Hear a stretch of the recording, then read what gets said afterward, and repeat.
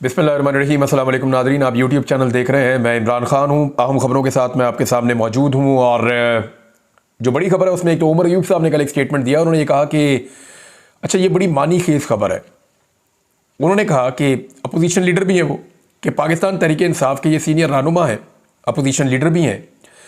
जो लोग इस वक्त हुकूमत में बैठे हैं वो 4-5 माह में अपोजिशन में भी बैठ सकते हैं। कैसे? यानी पाकिस्तान तहरीक इंसाफ के तो नंबर पूरे है नहीं। अब क्या वो इस हुकूमत के किसी इत्तेहादी को तोड़कर इक़्तिदार में आ जाएंगे? ये भी पॉसिबल नहीं लगता, क्योंकि MQM या पीपल्स पार्टी, इन दोनों को साथ मिलाना पड़ेगा पाकिस्तान तहरीक इंसाफ को मौजूदा हालात में। या एक चीज़ और है कि उनको ये लगता है कि उन्हें उनका मैंडेट वापस मिल जाएगा। मखसूस नशिस्तों का मामला जो है सुप्रीम कोर्ट ऑफ पाकिस्तान में गया है।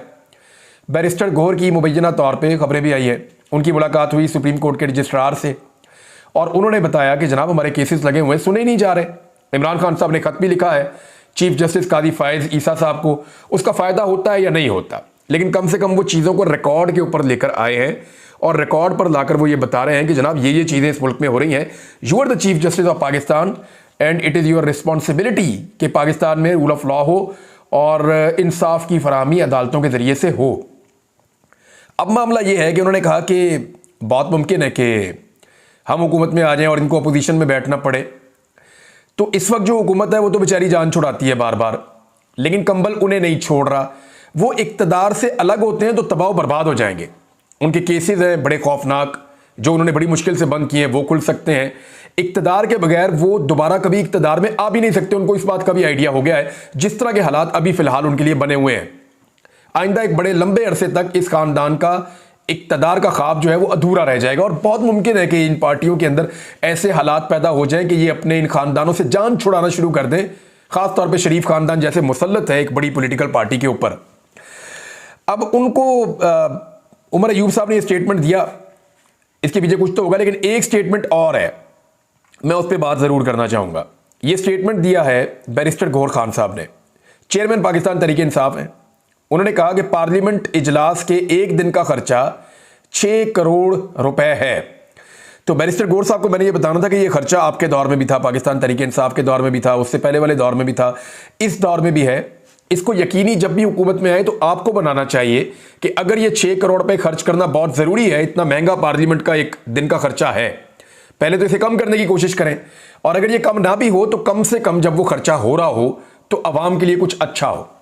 वहाँ पे ज़ाती नौयत की बहसें ना की जाएं, एक दूसरे पे कीचड़ ना उछाला जाए, बल्कि वहाँ पे अवाम की फलाह के लिए, उसकी बहबूद के लिए काम किया जाए, चोरी को रोकने के लिए काम किया जाए, करप्शन को रोकने के लिए काम किया जाए। और सिर्फ वहाँ पे आकर बैठना, उठना, खाना पीना और चले जाना, ये नहीं होना चाहिए। अवाम जब वोट डालती है तो यही उम्मीद करती है कि जो लोग गए वहाँ पे वो लोग जाके वहाँ के हालात को बदलेंगे। अब आ जाए राणा सनाउल्लाह साहब ने एक स्टेटमेंट दिया उसकी तरफ। ये स्टेटमेंट बड़ा इंपॉर्टेंट है, लेकिन उससे पहले एक चैलेंज है जो आमिर डोगर साहब ने भी किया, और मैं भी खुलकर ये कहता हूं कि कहीं पे भी किसी भी एक हलके का इंतखाब कर ले पाकिस्तान मुस्लिम लीग नून, और फ्री एंड फेयर इलेक्शन करवा ले पाकिस्तान तहरीक इंसाफ के साथ उस हलके के अंदर, जहां मर्जी इंतखाब कर ले, ये इलेक्शन नहीं जीत सकते इस वक्त। मैं आपको सीरियसली कह रहा हूं। फ्री हैंड दे दे पाकिस्तान तहरीक इंसाफ को, किसी भी हलके में, लाहौर के किसी हलके में चले जाएं और वहां जाकर कहें कि ये MNA का इलेक्शन हम करवाने जा रहे हैं लाहौर में, ओपन इलेक्शन है और ये फ्री एंड फेयर इलेक्शन होगा, दोनों पार्टियां बराबर के ऊपर आकर अपनी कंपेन कर ले, इमरान खान को चाहे जेल में ही रखें, कोई एक इलेक्शन भी उनके बकौल अगर फ्री एंड फेयर हुआ तो नहीं जीत सकती PMLN। और मुझे भी ऐसा ही लगता है कि अब तो इलेक्शन जीतना इनके बस की बात नहीं है, इसीलिए इनको इतनी नंगी और गंदी धांधली करनी पड़ी है। राणा सनाउल्लाह साहब ने कुछ एतराफात किए और बड़ी कुछ सनसनीखेज किस्म की उन्होंने बातें की हैं। ये बातें पूरे पाकिस्तान में रिपोर्ट हुई हैं। राणा सनाउल्लाह ने कहा कि इस वक्त सियासी इस्तेहकाम में अगर कोई रुकावट है तो इमरान खान है। देखिए, सियासी इस्तेहकाम में सबसे बड़ी रुकावट तब आई जब एक बनी बनाई हुकूमत को गिराया गया और 2022 में इमरान खान की हुकूमत के बदले में PDM की एक चूचू का मुरब्बा उसकी हुकूमत बना दी गई। लोगों ने एहतजाज शुरू कर दिया, सियासी इस्तेहकाम नहीं आया। फिर इलेक्शंस को डिले किया गया, सियासी इस्तेहकाम नहीं आया। जो लोग एहतजाज के लिए निकले उनसे उनका जायज़ एहतजाज का हक छीन कर उनके ऊपर बदतरीन तशद्दुद किया गया, सियासी इस्तेहकाम नहीं आया। फिर ज़बरदस्ती तमाम हुकूमतें मुल्क की तब्दील कर दी गई, सियासी इस्तेहकाम नहीं आया। निगरान हुकूमतों को एक एक साल तक चलाया गया, इलेक्शन नहीं करवाए गए, सुप्रीम कोर्ट के ऑर्डर्स के बावजूद नहीं करवाए गए, तो सियासी इस्तेहकाम कैसे आता? फिर सियासी इस्तेहकाम के लिए जो आखिरी उम्मीद बची थी वो ये थी कि पाकिस्तान में फ्री एंड फेयर इलेक्शन करवाए जाए, अवाम जिनको वोट डाले वो हुकूमत बनाए और मुल्क में सियासी इस्तेहकाम आए। वो भी नहीं करवाया गया, यानी फ्री एंड फेयर इलेक्शन नहीं हुआ। जिन लोगों को अवाम ने मुस्तरद किया, जिनके खिलाफ अवाम ने वोट डाले, उनको लाकर मुसल्लत करके हुकूमत में बैठा दिया गया फॉर्म 47 की पर्ची के ऊपर। तो सियासी इस्तेहकाम के रास्ते में रुकावट जो है वो स्टेटस को की वो सोच है जो पाकिस्तान की अवाम को हुकूमत बनाने का राइट नहीं दे रही और उनके वोट का एहतराम नहीं कर रही। बहरहाल राणा सनाउल्लाह साहब ने कहा कि इमरान खान साहब जो है वो खुद को और मुल्क को तबाह कर सकते हैं, अब देखना है कि पहले किसको करते हैं। पाकिस्तान में सियासी अदम इस्तेहकाम की जिम्मेदारी सियासतदानों सियासी जमातों की है। फिर इमरान खान साहब पे उन्होंने ज़्यादा इल्ज़ाम लगाया। अगर कोई रुकावट है तो उन्होंने कहा जी वो इमरान खान है। हम समझते थे इमरान खान मुज़ामत नहीं कर सकेंगे, लेकिन उन्होंने मुज़ामत की है, ये भी एतराफ़ किया उन्होंने। यानी ये तो सब कहते हैं ना, इमरान खान के जितने मुखालिफिन हैं वो कहते थे जी नशा करता है, वो कहते थे 4 दिन नहीं निकाल पाएगा, सोने का चमचा लेकर रहता है, ये कहाँ से 4 दिन निकालेगा जेल के अंदर, लग्जरी लाइफ की आदत है, कुछ नहीं कर पाएगा, 2 दिन नहीं गुजारेगा, कोई कहता था 4 दिन नहीं गुजारेगा, कोई कहता था हुकूमत से निकलकर भाग जाएगा मुल्क से। वो डर गया। सबकी असेसमेंट गलत साबित हो गई कि इमरान खान साहब जो हैं वो डट नहीं सकते और वो कभी भी मुकाबला नहीं करेंगे, मुज़ामत नहीं करेंगे। लेकिन इमरान खान ने मुज़ामत की। राणा सनाउल्लाह ने इसी जगह पे ये भी एतराफ़ किया कि उन्होंने मफामत की। उन्होंने कहा जी हमारी मफामत और इमरान खान की मुज़ामत, इसके बीच में हम फंसे हुए हैं। बहरहाल साथ ही उन्होंने ये कहा कि ये साजिश है, कोई इलेक्शन के अंदर कोई सिलेक्शन नहीं हुई, ना किसी को टारगेट किया गया। हालांकि थोड़े दिन पहले राणा सनाउल्लाह साहब अपने मुंह से कह रहे थे, क्योंकि राणा सनाउल्लाह साहब को कोई ओहदा ऑफर नहीं किया गया था, अब मुबैना तौर पर उन्हें ओहदा ऑफर कर दिया गया है, तो अब उनकी सोच बदलना शुरू हुई है। अब वो ये कह रहे हैं कि जो जावेद लतीफ़ ने कहा है वो भी गलत है, और जावेद लतीफ़ ने भी अंगड़ाई ले ली है। अब वो ये नहीं कह रहे, पहले वो ये कहते थे हमारे पास तो मैंडेट ही नहीं है, अवाम ने तो हमें वोट ही नहीं डाला, फिर हम इक़्तिदार में कैसे आ गए। पहले वो इस बात पर रो रहे थे, अब वो ये कह रहे हैं नहीं नहीं हम तो इलेक्शन जीत रहे थे, हमारे खिलाफ धांधली ना होती तो ये जैसे हम 21 अप्रैल को जीते वैसे ही हम 8 फरवरी को भी जीत जाते। अब उन्होंने भी मौक़िफ़ बदला, राणा सनाउल्लाह ने भी मौक़िफ़ बदला, लेकिन वो सारी चीज़ें अब रिकॉर्ड पे आ चुकी हैं और सबको पता है कि इन्होंने क्या कहा था। नवाज शरीफ साहब ने इनको इस्तेमाल किया for the time being, pressure एक बढ़ाने के लिए। फिर इन्होंने ज़िमनी इलेक्शन के अंदर सारी सीटें जीती, ज़बरदस्ती जैसे भी इन्होंने करना था। वो अपना इमेज वापस लाना चाह रहे हैं कि हम पंजाब को जीत सकते हैं, लेकिन कख वापस नहीं आएगा, हालात बहुत पतले हैं इनके। उन्होंने कहा जी मैं अपनी शिकस्त पे बहुत सारी बातें निकाल सकता हूँ। फिर उन्होंने कहा कि मियाँ जावेद लतीफ़ साहब के बयानात को भी उन्होंने डिसोन कर दिया। उन्होंने कहा मुझ पर हेरोइन का केस करवाने वाला इमरान खान था और करने वाला कमर जावेद बाजवा ही था। तो जब कमर जावेद बाजवा साहब के दौर में राणा सनाउल्लाह साहब बने थे वज़ीर दाखिला, तो तब तो उन्होंने ये बात नहीं की। वैसे तब की भी नहीं जाती, जब तक कोई आर्मी चीफ होता है बहुत मुश्किल होता है उसके खिलाफ बात करना। बहुत सारी चीज़ें आप जानते हैं, आपको पता होता है, लेकिन पाकिस्तान जैसे मुल्क के अंदर तो तबाही फिर जाती है। वो तो एक ऐसा तूफान आता है, इस तरह की बंदे की बर्बादी होती है, पूरा का पूरा ख़ानदान उजाड़ देते हैं। तो राणा सनाउल्लाह जो है वो बेचारे डर गए और उन्होंने कमर जावेद बाजवा साहब के बारे में उस वक्त बात नहीं की, और अब जो है वो उन्होंने बात की है। और अब तो वो ये भी बता रहे हैं कि मेरी एक दिन जनरल कमर जावेद बाजवा से तलखी भी हो गई थी। तो ये उस वक्त नहीं बताया था इन्होंने, लेकिन अब ये वो बता रहे हैं कि मेरे ऊपर केस करने वाले जनरल कमर जावेद बाजवा साहब थे, वो इमरान खान साहब नहीं थे। साथ ही साथ उन्होंने कहा कि कानून नाफिज करने वाले इदारे को हक नहीं है कि वो चादर और चार दीवारी का तकद्दुस पामाल करे। वैसे कमाल हो गया, एक वज़ीर दाखिला राणा सनाउल्लाह और एक वज़ीर दाखिला मोहसिन नकवी, इन दोनों ने स्टेटमेंट दिया है कि चादर और चार दीवारी का तकद्दुस पामाल नहीं होना चाहिए। और पाकिस्तान की तारीख रिकॉर्ड है कि जितना चादर और चार दीवारी का तकद्दुस इन दोनों अफराद की वजारत दाखिला के अंदर पामाल हुआ है, या मोहसिन नकवी की वजारत आला पंजाब के अंदर पामाल हुआ है, इतना पाकिस्तान की तारीख में कभी नहीं हुआ। जितना इन्होंने लोगों की दीवारें फलांगी हैं, जितना इन्होंने ब्रूटल टॉर्चर किया, लोगों की गाड़ियां तोड़ी, उनके घर तोड़े, उनके फार्म हाउसेस तोड़े, उनके अंदर घुस गए, खवातीन को हरासा किया, लोगों के बेडरूम्स तक चले गए। अगर मैं वीडियो भी निकालूं ना तो 150-200 वीडियोस तो निकाल सकता हूं मैं, जिनके अंदर नजर आ रहा है कि इन्होंने किस तरह लोगों की चादर और चार दीवारी का तकद्दुस पामाल किया। तो उन्होंने कहा कानून नाफिज करने वाले किसी इदारे को हक नहीं है। वजह यह है कि जब आग लगती है ना तो सबके घर पे आती है। राणा साहब समझदार आदमी है, उन्हें पता चल गया है कि जो हमने एक सिलसिला शुरू किया है ये थमेगा नहीं, ये हमारे घरों तक आएगा। बहरहाल राणा सनाउल्लाह साहब का स्टेटमेंट है, मैंने आपके सामने रख दिया, आप खुद इंसाफ कर लीजिए कि इन लोगों ने क्या किया था। फिर उन्होंने कहा कि मोहसिन नकवी सिर्फ नून लीग की वजह से नहीं, कुछ और वजूहात पर भी वजीर बने हैं। साथ ही साथ राणा सनाउल्लाह साहब ने वो बयानिया जो नवाज शरीफ ने, राणा सनाउल्लाह ने, शहबाज शरीफ ने, इनकी सारी पार्टी ने, मरियम नवाज ने, इन्होंने रज के जो बयानिया बेचा था कि जनरल फैद हमीद ने या एस्टेब्लिशमेंट ने उस दौर में फैजाबाद का धरना दिलवाया था, उसके ऊपर अब यू टर्न ले लिया है। क्या कह रहे हैं? राणा सनाउल्लाह कह रहे हैं कि फैजाबाद धरना तहरीक लब्बैक का अपना फैसला था, इन्हें किसी ने नहीं उकसाया। यह कहना गलत है कि तहरीक लब्बैक के धरने के लिए किसी ने कहा था। जब धरना लाहौर से निकला तो इस वक्त वज़ीर कानून था, मुज़ाकरात किए, इन्होंने इस्तीफ़ा मांगा वफाकी वज़ीर जाहिद हामिद का, और फिर इनको भिजवा दिया। हमने कहा इंक्वायरी करवाएंगे, इंक्वायरी के अंदर कोई हम जल्दी ना कर पाए तो फिर ये चले गए इस्लामाबाद, हमने जाने दिया। और वफाकी हुकूमत और तमाम एजेंसियों ने फैसला किया कि इनको नहीं रोकना क्योंकि अमवात का खदशा था। जब इस्लामाबाद में मुज़ाकरात कामयाब ना हुए तो हुकूमत ने ऑपरेशन किया, वो भी नाकाम हो गया। इसके बाद फैज़ हमीद और कमर जावेद बाजुओं ने कहा कि इसको ख़त्म करें और इस्तीफ़ा दे दें। इसके लिए यह कहना गलत है कि टीएलपी को किसी ने उकसाया था। राणा सनाउल्लाह साहब एतराफ़ कर रहे हैं कि वो गलत बात थी।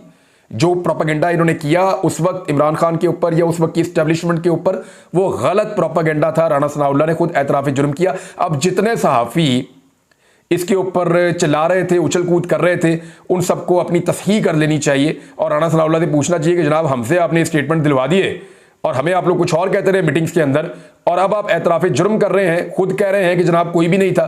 तो मैंने आपसे पहले भी कहा कि कैप्टन सफदर को चेक करें, ट्रैक करें, उन दिनों में वो कहाँ थे, तो आपको बहुत सारी चीज़ें पता चलेंगी। एक और उन्होंने बात की राणा सनाउल्लाह ने, पाकिस्तान तहरीक इंसाफ की क़यादत मुज़ाकरात करे तो इमरान खान की रिहाई बड़ी बात नहीं है। अच्छा, इस पर आप गौर कीजिए, रिहाई क्या मुज़ाकरात के साथ मशरूत होगी या इंसाफ के साथ मशरूत होगी? राणा सनाउल्लाह ने यहां कंफर्म किया है। देखें, पॉलिटिकल पार्टी तो पॉलिटिकल बात करेगी ना, वो सियासी बात करेगी, सियासी मुज़ाकरात करेगी। इनका मतलब यह है कि सियासी मुज़ाकरात किए जाएं, पाकिस्तान तहरीक इंसाफ इस गवर्नमेंट को तस्लीम करे, इस गवर्नमेंट के साथ मामलात को आगे बढ़ाए तो इमरान खान को हम आज़ाद कर सकते हैं।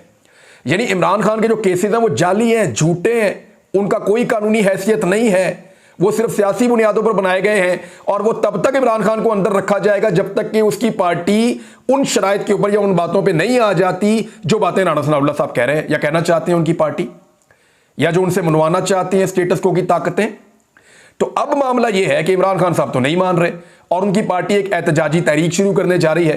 तो जब यह एहतजाजी तहरीक शुरू हो जाएगी तो देखते हैं पब्लिक कितना प्रेशर बढ़ा पाती है, क्योंकि जो पब्लिक प्रेशर होता है वो हमेशा टेबल के ऊपर मुज़ाकरात में मदद करता है फ्री कैन की, और जिनकी तरफ से प्रेशर होता है वो अपनी ज्यादा बात मनवा सकते हैं। साइफर का मुकदमा नादरीन चल रहा है, कल भी उसकी समाअत हुई और उसकी समाअत जो है वो भी जारी रहेगी। और इसमें एक चीज़ बड़ी इंपॉर्टेंट आई है, ये फौजदारी मुकदमा है, शक का मामूली सा फ़ायदा भी मुलजिमान को ही जाएगा, ये अदालत के रिमार्क्स आए हैं और अब इसको कंक्लूड किया जा रहा है प्रोसिक्यूटर की जानिब से। यानी जो सरकारी वकील हैं वो अब अपने दलाइल दे रहे हैं। इमरान खान साहब के जो वकील हैं उनके बकौल वो साइफर केस को सिफर कर चुके हैं अपने दलाइल में। अब सरकारी वकील की बारी है और मेरी इत्तला के मुताबिक यही है कि सरकारी वकील सिर्फ टाइम गेन करेंगे। अदालत जब भी साइफर केस का फैसला देगी तो इसमें इमरान खान साहब निकल जाएंगे और उनकी इसमें जमानत हो जाएगी फौरी तौर पे, या ये केस ख़त्म भी हो सकता है। एक और चीज़ है, सज़ा मुअत्तल भी हो सकती है, लेकिन एक और चीज़ है वो ये है कि इमरान खान साहब को अगर जेल में रखना मकसूद है स्टेटस को की जानिब से, तो फिर कोई नया मुकदमा, कोई नई चीज़ कहीं ना कहीं से कोई चीज़ हैंडल कर ली जाएगी, वरना और उसकी गिरफ्तारी डाल दी जाएगी इमरान खान साहब की उस मामले में। वरना ये जो केसेस हैं 3-4, इनके अंदर तो इमरान खान साहब बड़े आराम से निकलते हुए दिखाई दे रहे हैं। नाज़रीन, दो बड़ी इंपॉर्टेंट खबरें हैं। एक तो जो जजेस हैं उनसे जुड़ी हुई खबर है। इस्लामाबाद हाई कोर्ट के चीफ जस्टिस ने भी फुल कोर्ट इजलास बुला लिया है और वहाँ पे रिकमेंडेशंस तैयार की जाएंगी कि करना क्या चाहिए और होना क्या चाहिए। वहाँ पे फुल कोर्ट बैठेगा, वहाँ पे बातचीत होगी। इसी तरह जो लाहौर हाई कोर्ट है वहाँ पे रिकमेंडेशंस के लिए इजलास हो चुका है कल, और उसमें जो मैंने कुछ कोर्ट रिपोर्टर से बात की, जो मुझे पता चला, मैं आपके सामने रख देता हूँ। बकौल उन कोर्ट रिपोर्टर्स के कि खदशात का और तहफ़्फ़ुज़ात का इजहार किया गया है जज साहिबान की जानिब से उस फुल कोर्ट मीटिंग के अंदर। ये कुछ रिपोर्टर्स ने मुझे बात बताई है और सुप्रीम कोर्ट ऑफ पाकिस्तान को इन सारी रिकमेंडेशन से आगाह कर दिया जाएगा। सुप्रीम कोर्ट के अंदर जब ये मामला जाएगा तो फिर लाजमन 29 तारीख को जब केस लगेगा तब तक बाकी जो हाई कोर्ट्स हैं वहाँ से भी मामला आ जाएगा। सुप्रीम कोर्ट के रजिस्ट्रार ने सबको जो है वो ये भेजा हुआ है कि तमाम हाई कोर्ट के जजेस जो हैं वो इसके ऊपर अपनी राय पेश करें या अपनी रिकमेंडेशंस दें। तो वो जो रिकमेंडेशंस आएंगी उनकी रोशनी में सुप्रीम कोर्ट का फुल कोर्ट इस मामले को आगे बढ़ाएगा और पता चलेगा कि एक्चुअली किस नौयत की रिकमेंडेशंस आ रही हैं और मामला कितना संजीदा है।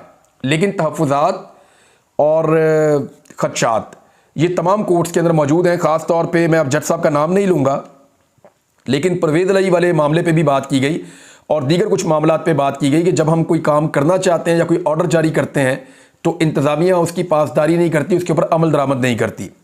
यानी परवेज़ इलाही वाला मामला ऐसे था कि अदालत ऑर्डर देती है कि ये अब अदालत की तहवील में है, रजिस्ट्रार को हुक्म दिया जाता है कि इनको हिफाजत के साथ इनके घर पहुँचाया जाए और फिर एक और कैपिटल सिटी से पुलिस आती है इस्लामाबाद से, वो उनको उठा के ले जाती है। तौहीन अदालत लगती है, अब तक कुछ नहीं हुआ, उसके ऊपर कोई कार्रवाई नहीं है। तो ये जो मामला हैं ये वहाँ पर डिस्कस हुए। तो कुछ जो सियासी नौयत के केसेस हैं उनमें हर तरफ अदालतों के अंदर इसी किस्म की बेचैनी और ऐसा प्रेशर मौजूद है। और अब जो रिकमेंडेशंस आएंगी तो पता चलेगा कि 29 अप्रैल से ये मामला किस तरफ को बढ़ता है। नाज़रीन, एक और हसास मामला है, इस पे बात मैं अगले वीलॉग में पूरी करूंगा, लेकिन कुछ चीज़ें आपके सामने मैं रख देता हूं कि नवाज शरीफ चीन जा रहे हैं और ईरान के सदर पाकिस्तान के अंदर मौजूद हैं। क्या ये अमेरिका के लिए एक पैगाम है उस वक्त जब IMF ने पाकिस्तान को उन ममालिक की लिस्ट में शामिल कर दिया है जहाँ पे कोई भी सरमायाकारी नहीं करेगा, यानी सोमालिया, इराक, अफगानिस्तान, यमन, शाम, ऐसे मुल्कों की लिस्ट में शामिल किया जहाँ कोई सरमायाकारी नहीं करना चाहता। अमेरिका या अमेरिकन एस्टेब्लिशमेंट से पाकिस्तान क्या चाहता है या PMLN की हुकूमत क्या चाहती है और क्या जो वो चाहते हैं उसके हुसूल के लिए वो कुछ प्रेशर बढ़ाना चाह रहे हैं, क्योंकि ईरान को भी चंद चीज़ों के खदशात हैं। वो इसराइल के साथ एक जंग जैसी कैफियत में है और अगर पाकिस्तान से मदद मिलती है इसराइल या उसके इत्तेहादियों को या अमेरिका को या उसके इत्तेहादियों में से किसी को, तो ईरान के लिए मुश्किलात बढ़ सकती हैं। तो ईरान के सदर का दौरा ईरान के लिए भी बहुत इंपॉर्टेंट है, पाकिस्तान के लिए भी बहुत इंपॉर्टेंट है। लेकिन नवाज शरीफ चाइना किस चक्कर में जा रहे हैं, जबकि अभी हाल ही में एक मुलाकात हुई है इसहाक डार साहब की अमेरिकन सफ़ीर से भी। ये जो खबर है ना, ये मैं आपको बताऊंगा। नवाज शरीफ साहब वहाँ पे सरकारी प्रोटोकॉल इस्तेमाल करेंगे, सरकारी वसाइल इस्तेमाल करेंगे और किस तरीके से करेंगे, ये सारी चीज़ों पे नज़र रखेंगे, मैं आपको बताऊंगा, क्योंकि ये बड़ी इंपॉर्टेंट खबर है। इस पर एक अलग वीलॉग होगा। अब तक के लिए इतना ही, अपना ख्याल रखिएगा, अपने चैनल का भी। अल्लाह हाफ़िज़।